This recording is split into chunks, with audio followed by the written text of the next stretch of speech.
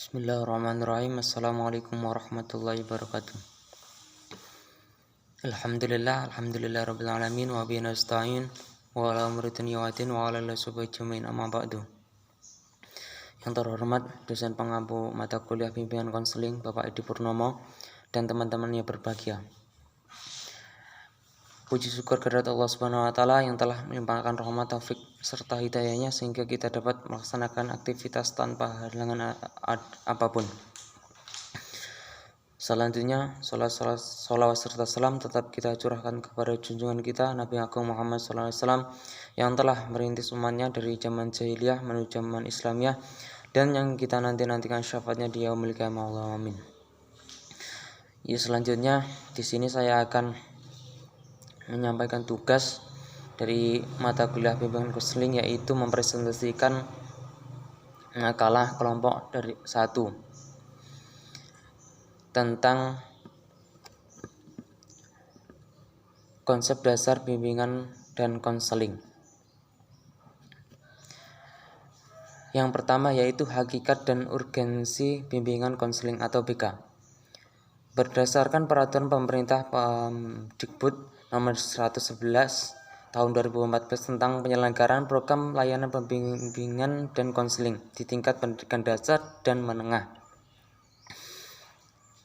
Adapun tak kalah pentingnya adalah menyangkut upaya memfasilitasi peserta didik yang selanjutnya disebut konseling agar mampu mengembangkan potensi pada dirinya atau mencapai tugas-tugas perkembangan menyangkut aspek fisik, emosi, intelektual, sosial, dan moral spiritual.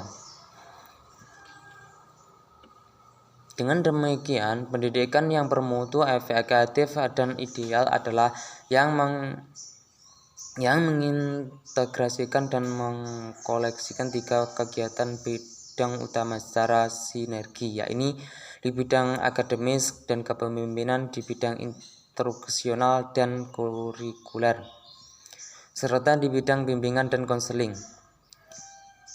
Pendidikan hanya melaksanakan di bidang administrasi dan instruksional dengan mengabaikan bidang bimbingan dan konseling, maka hanya menghasilkan konseling yang pintar dan terampil dalam aspek akademis, tetapi kurang memiliki kemampuan atau kematangan dalam aspek kepribadian.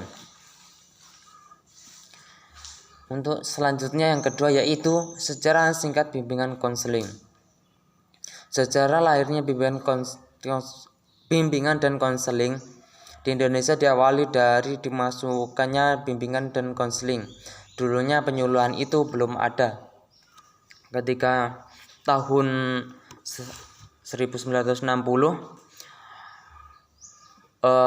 satuan IKIP dari yang pertama yaitu dari daerah Malang melakukan penyuluhan kepada sekolah-sekolah dan menghasilkan bimbingan konseling.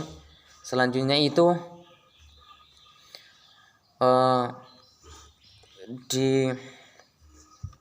dikembangkan oleh IKIP dari berbagai daerah, yaitu dari Jakarta, dari Manado, dari Padang, dan sebagainya.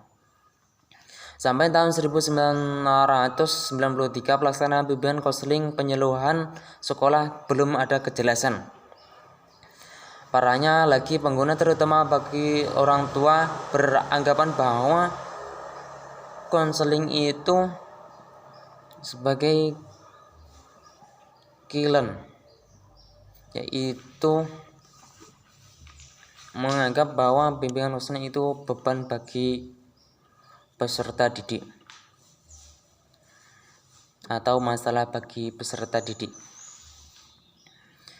Dan selanjutnya, ketentuan pokok dalam surat keputusan maafan yang dijabarkan lanjut melalui surat keputusan Mendikbud nomor 025/1995 sebagai petunjuk melaksanakan jabatan fungsional guru dan angkatan kreditnya. Dalam surat keputusan itu, istilah bimbingan konseling menyuluh diganti menjadi bimbingan dan konseling di sekolah dilaksanakan oleh guru pembimbing di Situlah pola pelaksanaan pembimbingan dan konseling di sekolah mulai jelas. Pelaksanaan bimbingan dan konseling sekolah diselenggarakan dengan pola yang tidak jelas. Ketidakjelasan pola yang harus diterapkan berdampak pada buruknya citra bimbingan dan konseling, sehingga melahirkan miskonsepsi terhadap pelaksanaan anemari, munculnya perspektif negatif terhadap pelaksanaan bimbingan konseling. Berbagai kritik muncul sebagai wujud kekecewaan atas kinerja guru pembimbing sehingga terjadi kesalahpahaman, persepsi negatif dan miskonsepsi berlarut-larut. Masalah menggejolak antara konselor sekolah dianggap polisi sekolah, BK dianggap semata-mata sebagai pemberi nasihat. BK dibatasi pada menangani masalah yang insidental. BK dibatasi untuk klien-klien tertentu saja. BK melayani orang sakit dan atau kurang normal. BK bekerja sendiri, konselor sekolah harus aktif sementara pihak lain pasif. Adanya anggapan bahwa pekerja BK dapat dilakukan siapa saja. Pelayanan BK berpusat pada keluh pertama saja, menganggap hasil pekerja BK harus segera dilihat, menyamaratakan cara pemecahan masalah bagi semua klien, merumuskan usaha BK pada penggunaan interaksional BK.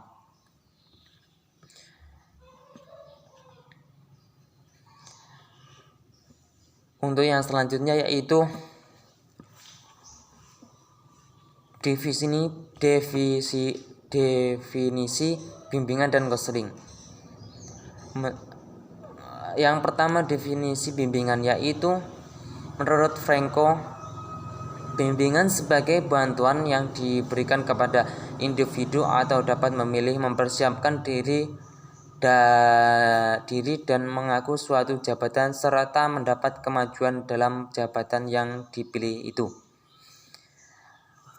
Menurut Dunmore menyebutkan bahwa bimbingan membantu individu untuk memahami dan menggunakan secara luas kesempatan pendidikan, jabatan, dan pribadi yang mereka memiliki atau dapat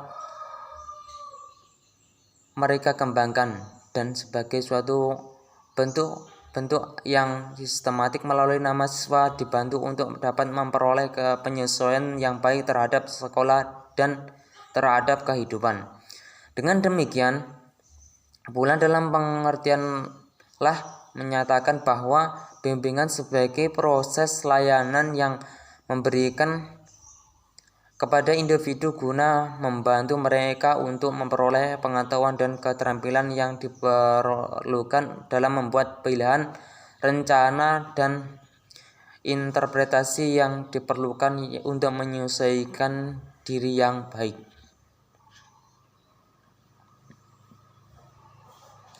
Yang kedua yaitu definisi konseling. Kata konseling mencakup bekerja dengan orang banyak dan hubungan yang mungkin bersifat pengembangan diri, dukungan terhadap krisis, bimbingan atau pemecahan masalah. Tugas konseling adalah memberikan kesempatan kepada klien untuk mengeksplorasi, menemukan, dan menjelaskan cara hidup lebih memuaskan dan cerdas menghadapi sesuatu.